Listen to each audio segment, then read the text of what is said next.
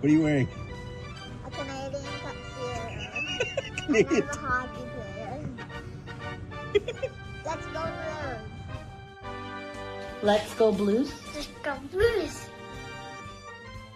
To all you Blues fans, we're bleeding blue with you. Let's go Blues! Let's go Blues! Let's go Blues!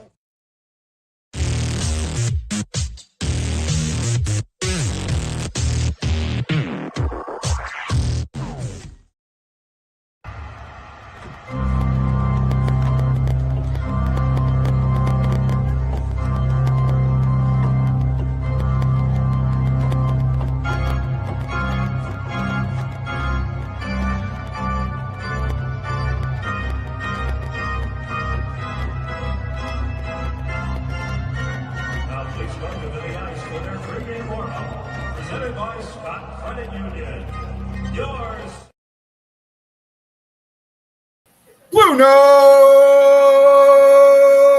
fan report coming to you live and in person from Vitalie's Hideaway in Warden, Illinois. We have a small crowd, but they are a crowd. Cheer crowd. Yay! Boy, I'm just all buttons again today. Hey, Justin. There we go. Found the right button. There's our crowd cheering.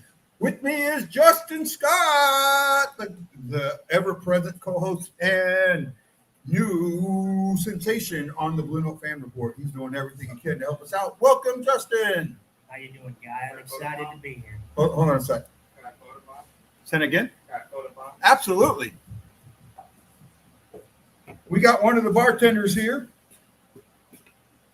Here you go. Hold on. I got to turn your mic on. There we go. My name's Jamie Cash. Jamie's here. Jamie's your bartender. Make sure you treat him well. Come see Jamie. He's photobombed us. Thank you, Jamie. We appreciate that. Just remember, I did get my hearing aids fixed. However, the range of them is not the greatest. I do a good job with my bad hearing. Yeah, I mean, what do you say? You call us deaf and blind, right? Yep, we're deaf and blind, and all we need is dumb, and he's in Vandalia, Illinois. Yeah, Chris. We'll be blind, deaf, and dumb on Monday. Yeah, that is right? true. You'll be for the Vancouver game. I'm gonna do my show from Shucky's house. That's gonna be fun. Let's see. We got Metlo here saying what's up, guy. Hi, Metlo. How you doing, buddy? He is here saying hi, and he says hi, co-host. It's Justin. That's me. How you doing? Right? So today we play Calgary. It is game number 2. I want to call it game 1A because I want to forget game number 1. We got to go there. Great picture. I should have brought it up, and I might look for it here and show it later. Right? I know it's on my phone, and I might be able to like text it to myself and then show it later, like during an intermission or something. Yeah. Great picture. We had a good, solid group of people that were there with us, and it was just absolute fun. See, I figured out the bugs. That was rolling. And then again, this season is dedicated to Roland's memory. This season of the BlueNote fan report is dedicated to Roland's memory, and we'll get something. His funeral is Sunday, tomorrow, and I'm going to try and get his daughters to do a video for me. I know it's not the best time, but it's like the only time I'll be with them. I might be able to get them to cheer up a little bit. I hope I can do that, and then we will dedicate. And I'll make sure I'm going to get a picture of Roland. I have 1 or 2 on my phone, and I have some that Hefner sent me. I might be able to show some of those at intermission or something, or maybe later, because we're doing a longer pregame since it's the first away game of the season. Normally, our pregame is a half hour. Let's before we get into the game, let's talk about the show for a second, okay? You are doing a fantastic job of getting the name out. I gotta appreciate that. You have connected with Let's Go Blues Radio. You've got them to say something. You've connected with Corey, the St. Louis Hockey Fan 1. Did I get that right? Yeah, St. Louis Hockey Fan 1. On TikTok. Yep. And you've been doing some videos with him. I love them. You've got one coming out today, right? Yes, it is actually posted already. It is? Okay. Well, you talk for a minute while I see if I can find it. You know, I'm passionate about this. I gotta say, I gotta give it to Guy. You know, he let me come on the show and let my voice be heard, and that's all I could, ever ask for. And I've always been a blues fan, and I've been a fan for, let's say, I'm 25 now. So I mean, I've been a fan for, let's just say, 25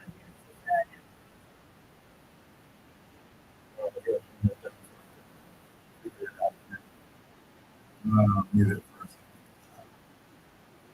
I'm trying, guys. I really am trying. I make mistakes, but we try and get along. So, see if I can find it.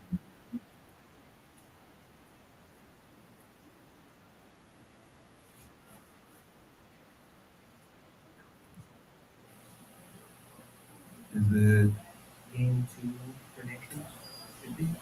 Oh, here? Oh, we put like 4. Oh, no, those are been Yeah, those are 10 videos. Oh, same page not available.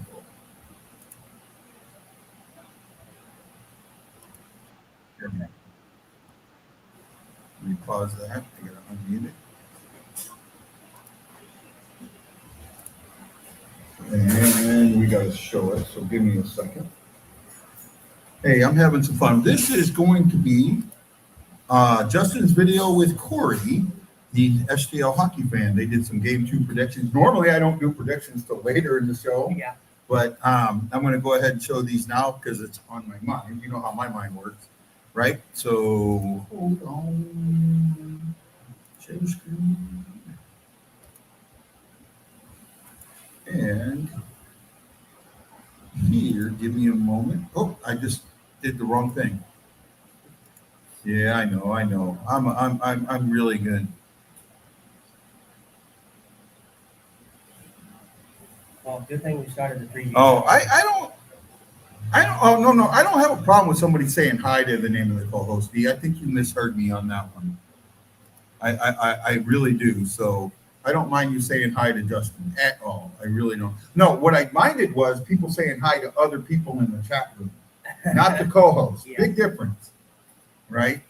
Let's see here. Yeah, okay, here we go. This is your video with, and let me see if I got it right here. They changed things on me, so now I don't know where all the fun stuff is. Here we go. There's another one, but I can't find it. Oh, here we go. That's the one I'm looking for. There we go. That'll work, I think.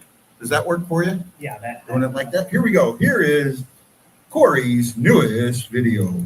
At 3 p.m. Will we get a goal? Who knows? We're bringing Justin Scott back from the BlueNote fan report to talk predictions. We've got 4. First, well, not first because we did this last time, but they didn't score. So, who gets the first goal for the Blues? Anyone at all? My pick is Colton Parayko. He's an Alberta kid, and he had goals in all 3 games against the Flames last year. There's just something about the team and the arena that gets that kid all fired up. Justin? I think I'm going to have to go with Dylan Holloway. I think the line of Kyrou, Shin, and Holloway looked very good at times in the game against Minnesota, just couldn't capitalize. Kyrou, I think, will have another strong game, but I think Holloway will be the benefactor of Kyrou having another good game. Secondly, who gets the most hits? While Walker led the team in hits on Thursday, I think Joseph shows more of a physical presence and takes that lead. He's been catching my attention more lately in preseason and opening night. I think he'll bring more today. Mr. Scott? There's a lot of key players who will be throwing the body tomorrow night against Calgary, but I think the one player that I'm going to focus on is Braden Shin. I think he's going to come in and have an aggressive game. I think he's going to be throwing the most hits in this game. Now,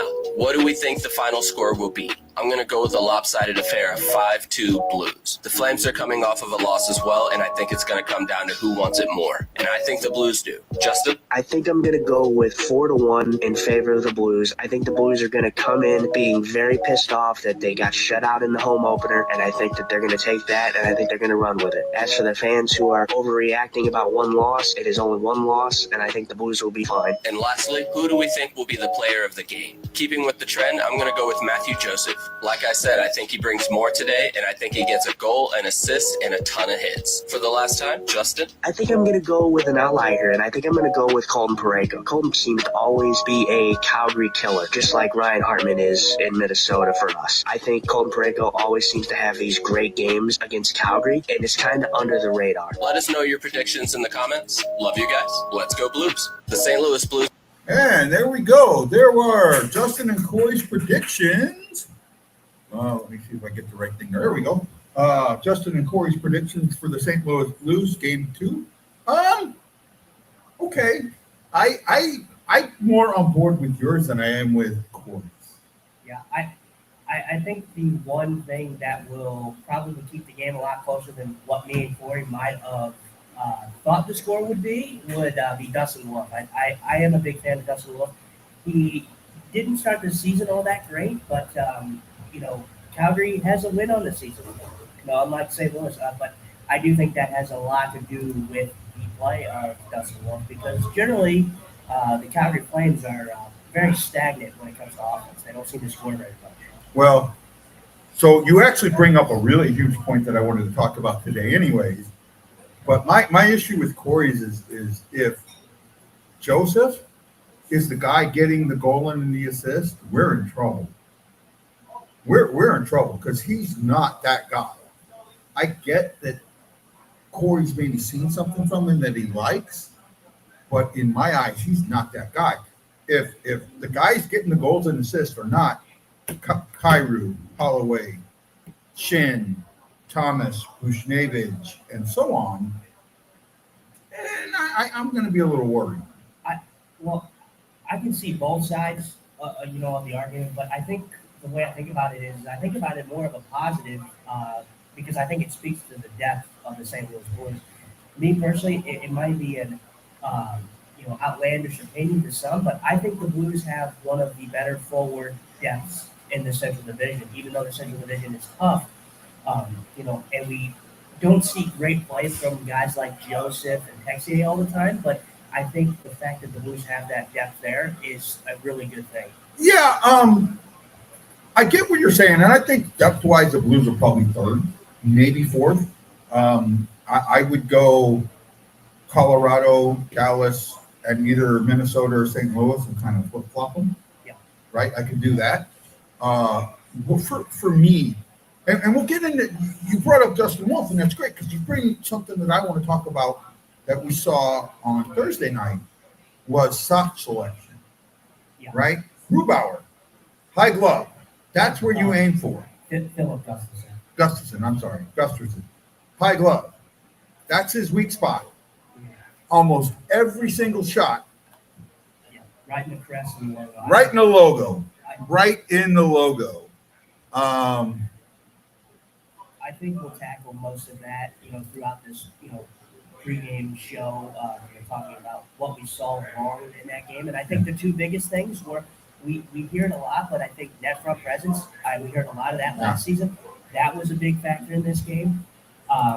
And like you said, shot selection. The fact that the Blues are putting pucks, right in the middle of the crest for Gustafson. They made Gustafson look like he's the best goalie in the world, and that's just not the case. And well, Montgomery did something kind of interesting.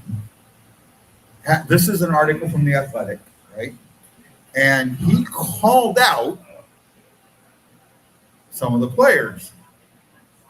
And I like that he called them out, but when you start reading who he called out, it's like he called out everybody. So I'm going to read these two paragraphs. In the near future, though, the Blues will only be as good under Montgomery as the current core makes them. The organization wants to compete for a playoff spot in 25-26, and the Blues showed last season that it's possible. They can get some help achieving that goal from players like Snuggerud and Melu. But if there's one point that can't be underscored enough as the season gets going, is that a specific select group of players has to produce. And this is a Montgomery quote.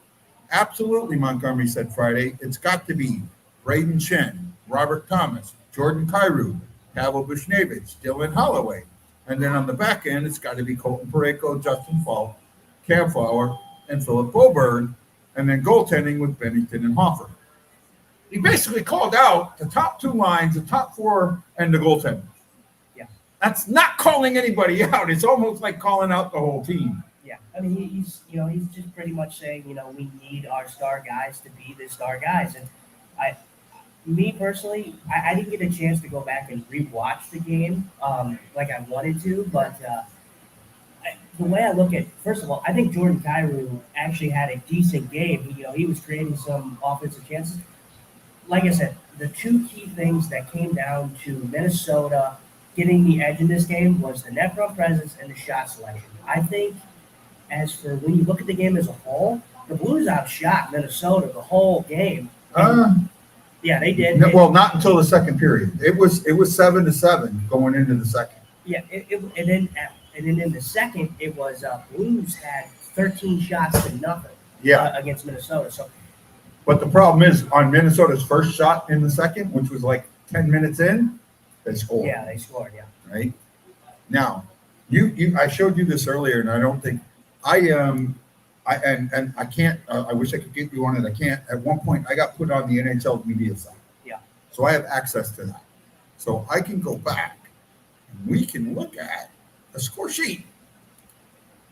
You're going to see a lot of zeros. So so actually, no, you're right. They did change it. It was 8-7 shots in the first period. In the second period, it was 14-5. And in the third period, they got outshot 9-4. They outshot them 26-21. I like the 21. I like that. I think that's in previous seasons, the Blues have been giving up 30+ shots. Yeah. And have been at the bottom of that list, not at the top. I don't like only taking 26. I think that number's got to be 32 every game. Yeah, it seemed like it kind of slowed down, in the third period. Like you said, they outshot us in the third. But like I said, I think, in the video that I even talked about, I said, the fans that are, overreacting about this one loss, I'm just kind of thinking to myself, like, it's one loss. It's a bad loss. It looks bad because of the score. But if the Blues shot selection and their net front presence was a little better, this game could have been very close, and it could have even win in St. Louis's favor. And out-of-town scoreboard real quick, the Jets and Kings are going at it in Winnipeg, and it is 2-2 with 1:03 to go in the second. Scoring is up this season. Yeah. Early it's up. I attribute that to the refs a little bit. Yeah. Allowing them to play. And a lot of people put that loss on Bennington. That loss was not on Bennington. Two of the 5 goals were bounces. Yeah, I mean, I told you this, and I know it's a lame kind of take and idea behind the games, but I feel like every time we play Minnesota, they just get the craziest of bounces I've ever seen, and that's just kind of how I feel when I watch Minnesota. Yeah, it can happen. I've seen that a little bit too. I don't have the Mizzou game up. I thought they put the Illinois game on, but I was hoping. I know. Let's see if I can pull that score up here real quick.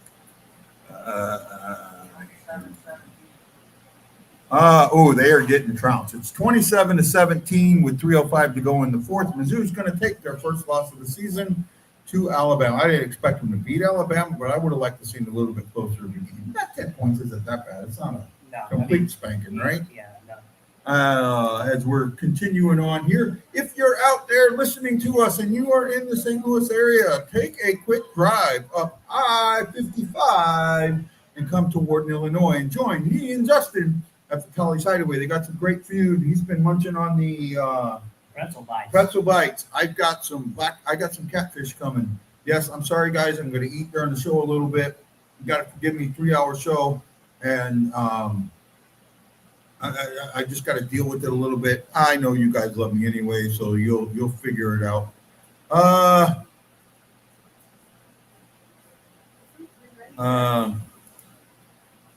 This is from Chris. Place took too long to develop, and it allowed Goff to be in position. Thank you. As I say that, here comes my food. Let's see if I don't spill it this time. It kind of goes into like what you were saying about the shot selection. Yes, shot selection, has a lot to do with it. But yeah, Chris is right. The Blues allowed Gustafson to telegraph every shot that they threw at him. They threw a lot of shots, you know, in the first and second period, and slowed down in the third. But I mostly think to do with the fact of I think they just were out of it at that point, seeing as the score was so lopsided. Yeah. Well, the other part of this, and he said he says I did, meaning rewatch it for the first time ever. It looked faster on TV. Blues look slow. They really did look slow. But there's one thing that kind of gets overlooked. And if you go back and you look at ceremony games, Blues usually don't play very well in ceremony games. Now, there was something out that the last time the Blues lost a season opener was 2018-19. And I disputed that, and then I forgot. I kind of thought they meant home opener, not season opener, because they lost the home opener last year. Actually, the last time they lost the season opener was 2018-19. Well, actually, didn't they lose? No, they lost to that season where we played Dallas. We lost to Dallas. No, that was overtime. Regulation. Oh, okay. This was Okay. regulation. Yeah, that was an overtime loss. Well, we did not get a point. Last time we didn't get a point was 18-19 against Winnipeg. And I want to double check, but I think I know what the score of that game was. Right? Yeah. This is one great thing about the media site. See, I can go right back to it. And Right? it was definitely the first time the Blues have been shut out in their home opener. I didn't believe that because I thought in this game they got shut out. But if I'm right, the score was 5. Not saying that I thought it was 5-0, but saying that it wasn't, I'm going to look here. It probably was like 5-1 or something like that. But yeah, they touted that stat for sure after when they were talking about. Oh, it was. Here we go, 5-1. I know. I keep thinking you can see. Man. Come on. Yeah, it's 5. It was 5-1. Right. So I thought it was 5-0, and I brought that up at the arena when we were there, and someone's like, "How do you know that?" And I said, "I don't know how I know that, but I know it." Let's just say that I do it, and make me look smart. Yeah.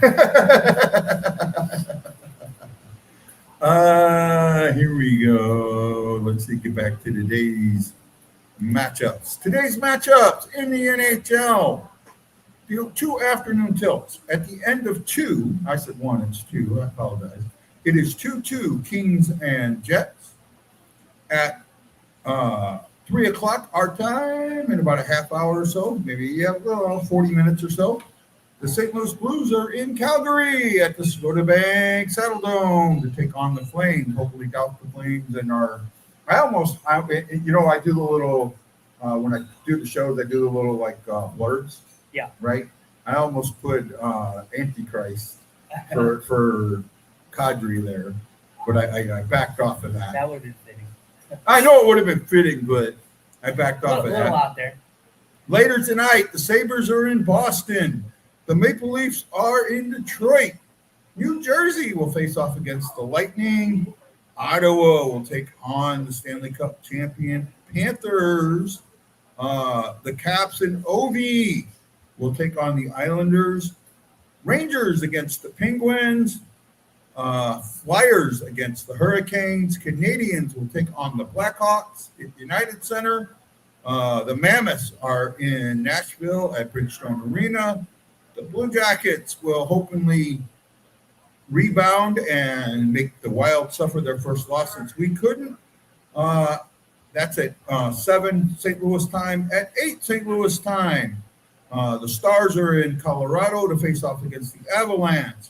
At 9 St. Louis time, Canucks will take on the Oilers at Rogers Place.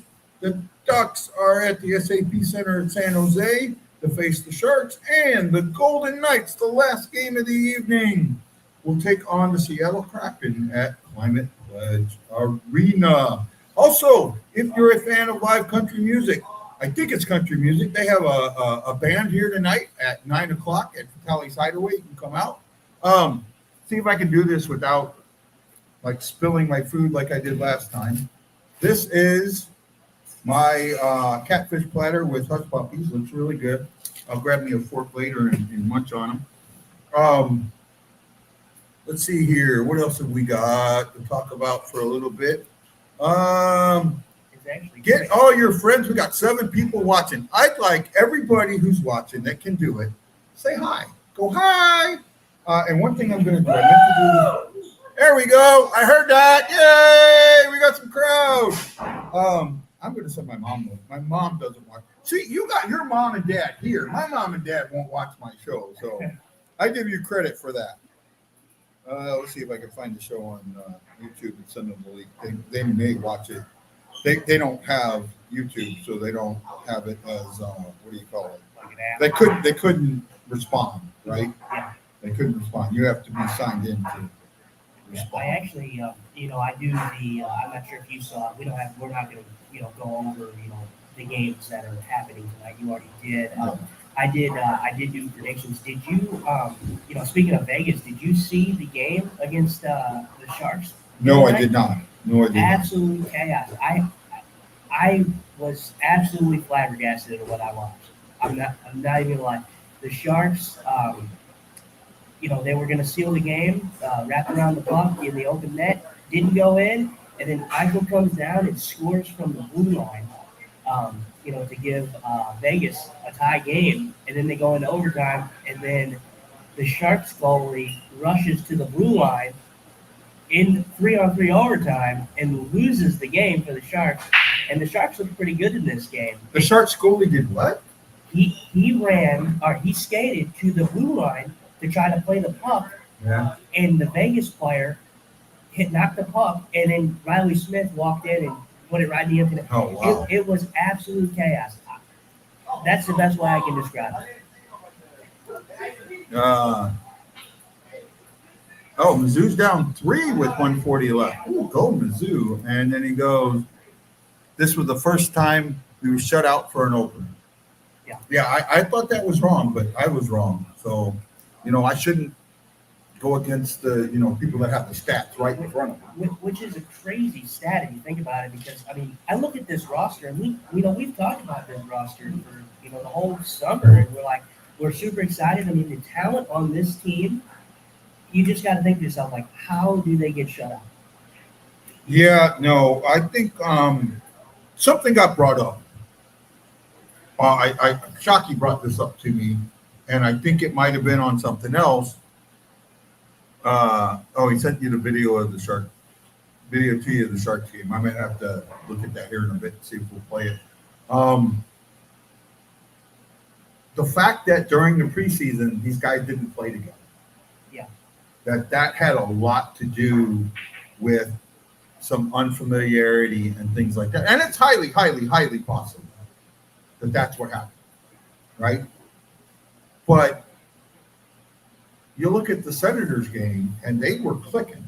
And other than the second line, everyone else was there. Yeah. So for me, I struggle with that a little bit.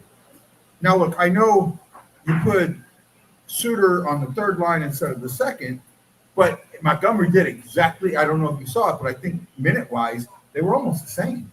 Yeah. Right? Thank you. I think the way that I think about this, though, is I can see that side of, Shin, Holloway, and Kyrie. But the thing is they knew what they had in that line. And at the end of the day, the best line was that line. If you were to pick and choose a line that was noticeable, it was the Kyrie, Shin, and Holloway. And I think that's why we stuck with that. And I even told you that I figured they would go back to Shin. I think it was a kind of a missed opportunity, though, to not have them at least in a game, like a preseason game together, because getting them in the home opener, they are dynamite together, but I think you should have had them in a preseason game just to get their, hands a little flowing, Yeah. So here we go. This is the time on ice. So Shin, 16:20. Suter, 18:11. Kyrou, man, they do it by numbers, so sometimes I get lost in where the numbers they are. Kyrou, where's Kyrou? Here we are. Kyrou, 16:27.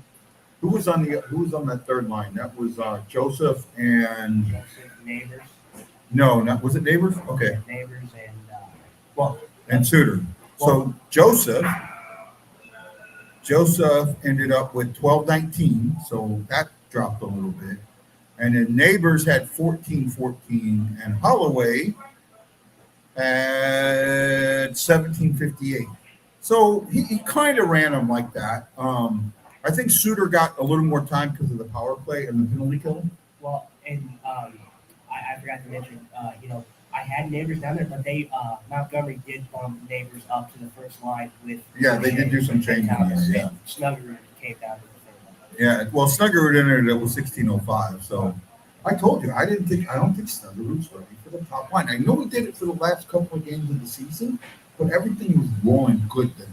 He hasn't played enough. He hasn't played enough in the bad times to be able to be on that line. You've got to understand the bad times to be on that line. And the majority of what he played was good times. And it absolutely showed itself that he wasn't able to handle what was happening. And even Montgomery came and went off on Melo a little bit, said he needs to mature a little more. Well, I get it, he's 22 or 20. I think he's 22 or 23, right?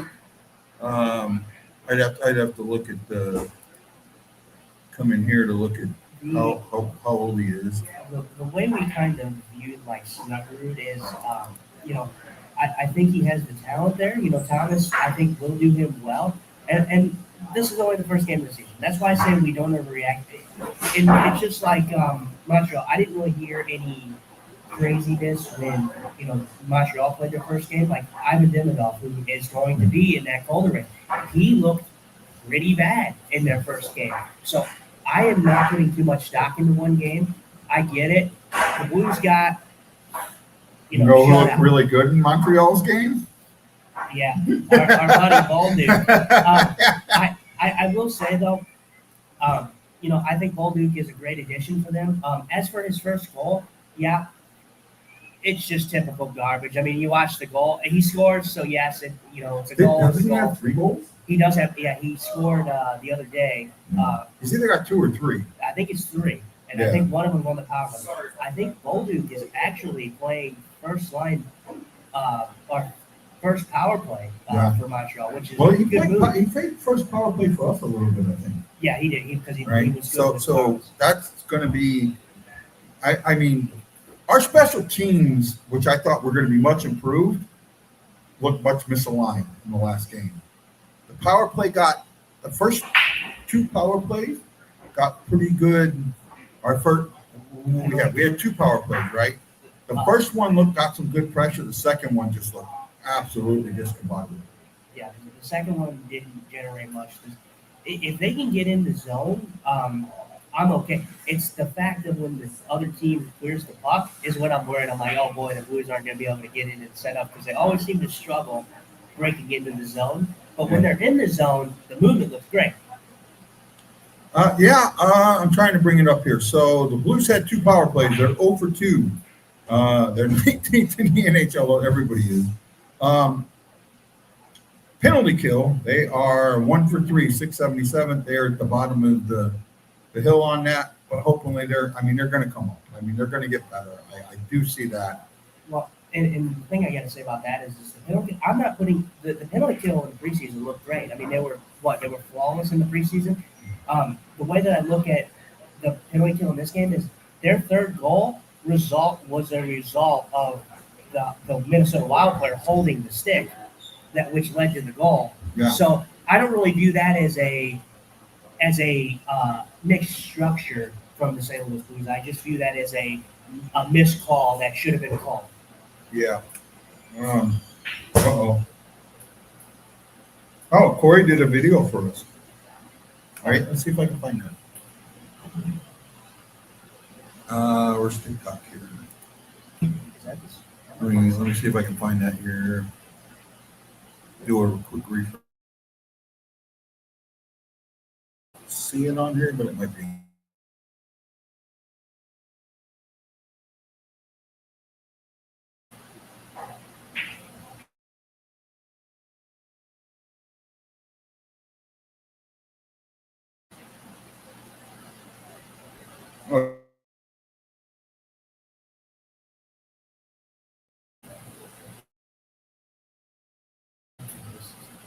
video. Say again? That's the same video that we uploaded. This one here?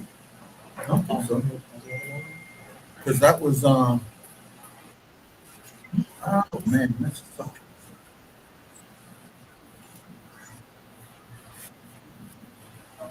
Can't make it stop. Where we go here? Oh my goodness, I can't find what I want when I want it. Yeah, hold on. That's what happens when you do everything on your own and you don't have a producer to help you out. No, it is. I didn't show it. It was there and I didn't show it. Here we go. Here we go. Since Corey, oh, here we go. Let's add that. And let's see what Corey's got to say about us. What do you think, Justin? You want to see what he's got to say? I do. Here we go. This is Corey's STL hockey fan. Our good friends at the BlueNote Fan Report are taking the show live. Guy and Justin will be holding live shows on the following dates. Today, October 11th, it's a live game. It's not playing in the right spot. I may have knocked it out.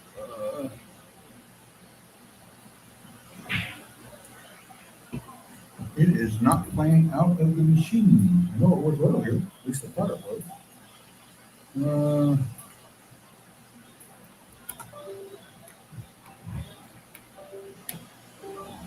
I may have just knocked this off, so we'll see in a second here, and hopefully not. No, there we go.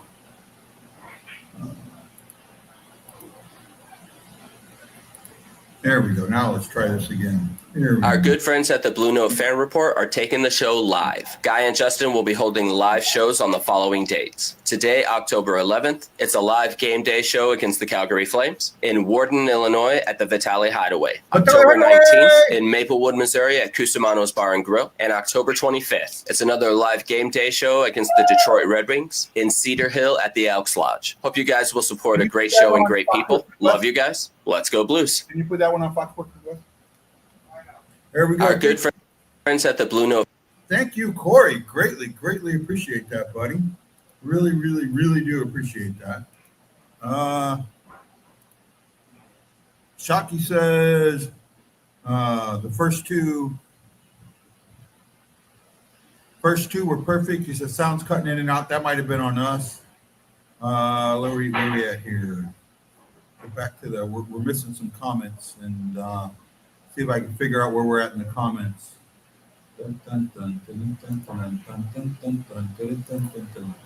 Says, I think they should address the NHL team at least once more during the preseason. Matt, well, can you see that? Is it big enough for you to see that there? Yeah, I mean, I can see it. It's a little hard to read, but Okay. it's okay. I just wanted to make sure. Let's see here. Matt Lowe put some stuff. Here we go. Matt Lowe said they moved Neighbors to the first line after the first period. Monty switched up all the lines. He's going to be fine, guy. Yeah, talking about Snuggerud. I'm catching up on comments. Yeah. First time wearing these gorgeous whites. Damn, they look so good. They do look good. I will admit that. They're very clean, I will say. So, some actually prefer them over the homes. Yeah, I don't. I like the home. I like darker jerseys. I like them both.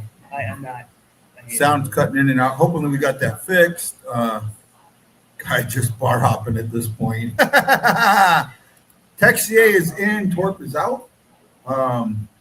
So I'm going to turn the volume up just a little bit on that. When we're going to take a short break here for a few minutes, just to give us a chance to breathe. Since we've got about 20 minutes before the game comes on, we're going to take about a 5-minute break. We'll be right back. Let me make sure I got something right here. We will be right back after a few moments. Give us a time to take a quick short break. We'll be right back. This is Guy and Justin for the BlueNote Fan Report saying we'll see you in a few. Give us 5 and we'll be back.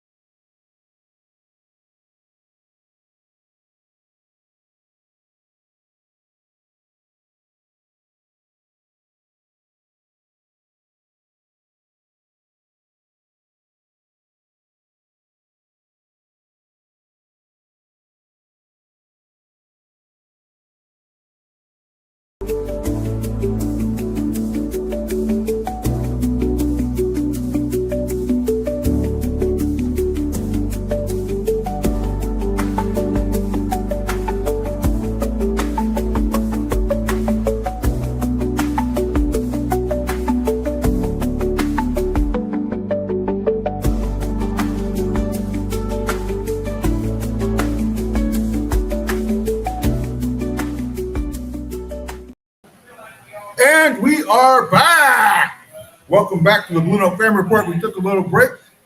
Is that Bennington that let him out? I think no. Hoffer's starting tonight. Well, come on, Hoff. We need a good one, right? That's an interesting choice. I will say, like you said, I don't necessarily agree that last game was on Bennington. I do think though that 5 goals on what was it, 17 shots, Yeah. isn't gonna cut it, but. Yeah, at one point. Oh, by the way, I want to mention something. I meant to mention it earlier and I haven't yet. Monday, this time, we're going to be doing the show from Shocky's house, right? Shocky, Chris, is an Army vet. Monday is the Navy's 250th birthday. I'm bringing my Navy flag and hanging it in his house. He's going to get mad, but I don't care. I'm waiting to see what he says about that. Tex AN tore out. Sound is better. Torque with a lower and upper body injury. Oh wow, he just beat up. Earning their keep. I can't completely see the TV, but and I might try as the game goes on. I can try it while we're doing this real quick. Let me see. It has Bennington up there. Yeah, but I don't know if that because I saw Hoffer in that, so it looked like Hoffer was starting. I haven't seen who the starters are. Got to pull my X out. Oh, actually, that kind of works for me there. Let's see. Nope, that's something else. Where's my X? Here we go. Looking for the starting lineups. Wrong account. And let's see here. Matt Franks. Thanks, bud.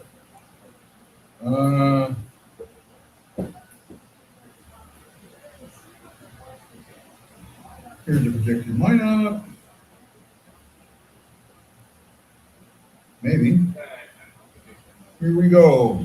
Thomas with Bushnevich and Snuggerud. Shin with Kairu and Holloway. Suter with Texier and Neighbors. Suter is coming in for Texier.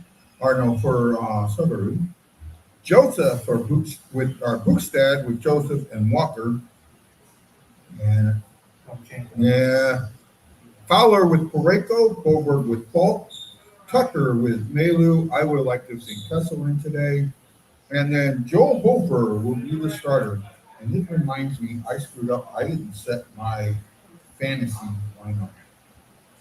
This game hasn't started yet, so I might not be in that bad a shape because I don't think I have any Sharks, but I have a Winnipeg Jet. So I might beat you to the punch over that. I already had my lineup set. yeah. So for me, I normally have to have it set by like 1 o'clock in the afternoon, so I'm not adjusted to time here. Yeah. I'm not adjusted to the time. Let's see. I got Niederreiter out there, so that's okay. Let's see. Carrick, Bolino. I got to put Hopkins in. Ryan Noonan Hopkins, he's going to go in for. Let's see, who am I going to put him in for? Paul, Suter, Thomas, Suter, O'Reilly. Oh, man, that's a tough choice. I'd say. I'm going to have to go with O'Reilly. Well, no, I would honestly. Suter? P. Suter? Yeah, our Suter. Yeah, I don't know. It would either be him or it would be who's the New Jersey player you have? I have Paul, O'Reilly, Suter, and Thomas right now that aren't playing. It would probably be Paul or Suter. I'm gonna take Suter out. Defense. Oh, I screwed up. I didn't get Edmonton in. So, but I got 3. I have 3 defensemen in, so I'm okay there. New Jersey's, I think, playing probably tied for game of the night, I believe. They're going to be playing Tampa Bay, so I think it's going to be a good game. As for who likes to land on that one. I got Wedgwood starting for Colorado, so I should be okay. He had a great performance against Utah. Utah had 41 shots. Yeah, I know. I loved it. Okay, so we are getting closer and closer. We have the game on. So we're going to struggle hearing it a little bit, so we'll just kind of go from there. Your comments. It is time for predictions. And you gave your prediction a little bit earlier. I don't remember it. So go ahead with your prediction again. I said it would be 4-1 in favor of the St. Louis Blues. I believe that they're going to come in and they're going to be pissed off about being shut out in the home opener. And I think he made that leaded. Oh, wow. I don't know what he put in that drink, but it wasn't a straight Pepsi or Coke. That's leaded. Can I get just a Coke? I try not to drink during the show. I'm sorry. Well, that's leaded. How cute. We had ours in June. I'm not sure what he thought. Oh, his birthday. Okay, I know what he's talking about. Wolf is hard to beat. Going to have to bring our game tonight. I do agree with you on that, Matt Lowe. This is a hard game because you can't start out 0-2. I'm sorry. You just can't. And you can't have that offense be stagnant again. This isn't their opening night, so there's I don't think this is their opening night. There's no pageantry. There's none of that to go with it. At least I don't think so. I could be wrong. Well, I know.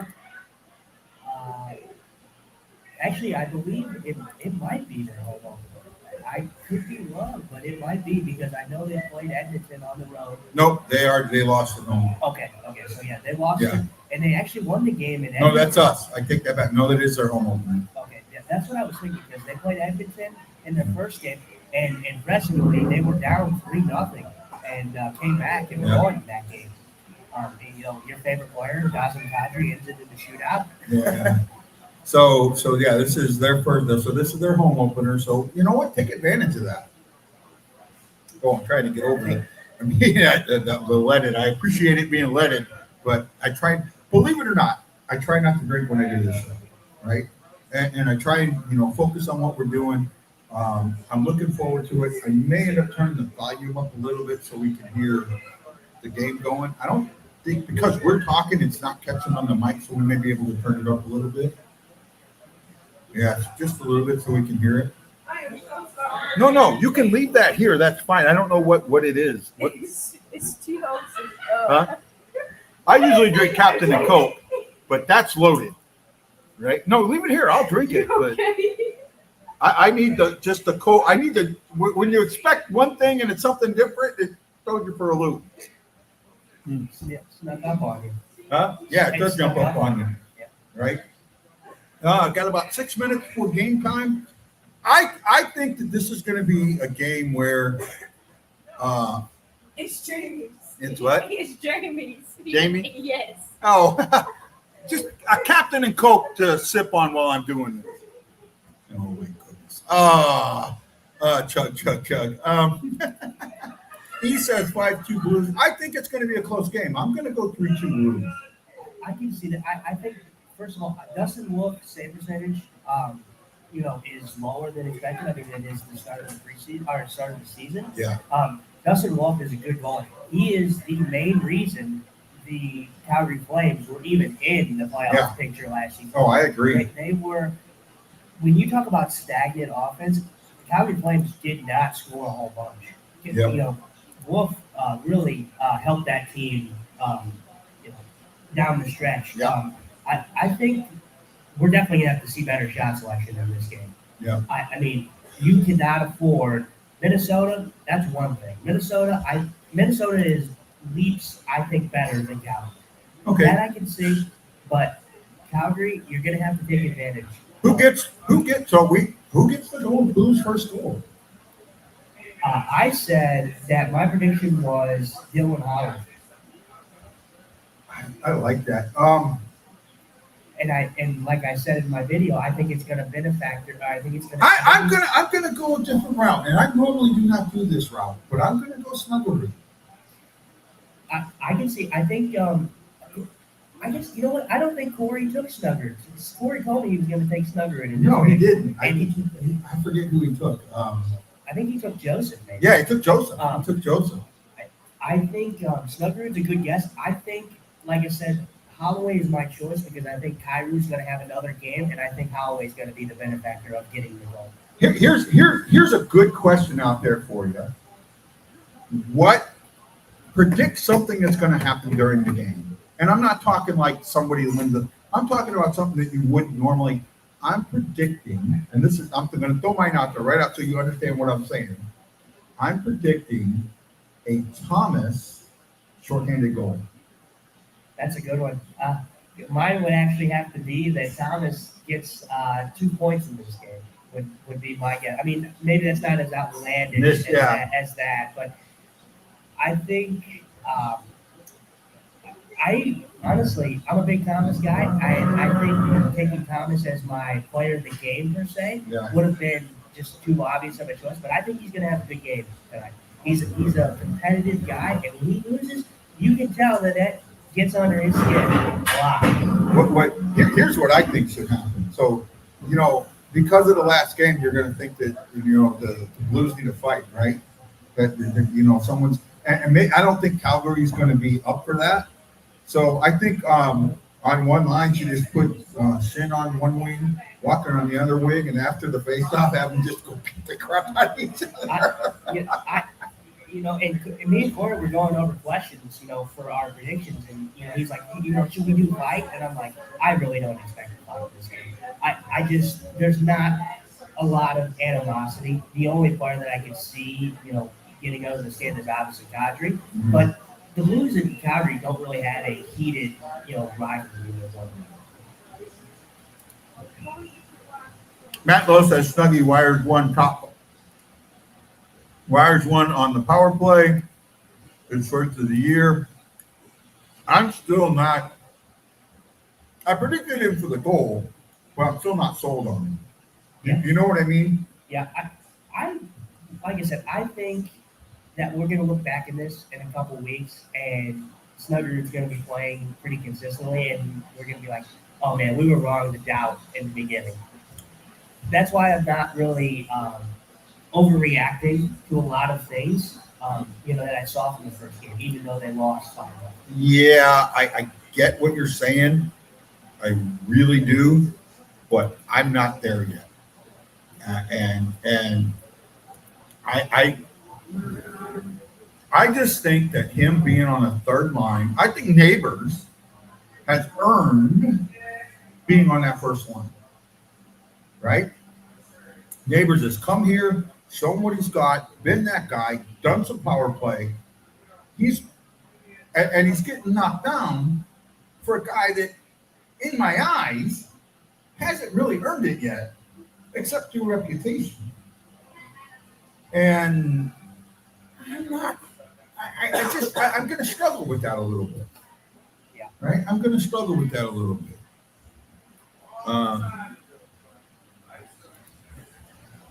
Matt Lowe says skilled plays. You can see it. You just got to get comfortable. I want to know, Matt Lowe, why you're not here. I know we're not that far from you. Right? I know you, if I remember right, you live somewhere in the general St. Louis area.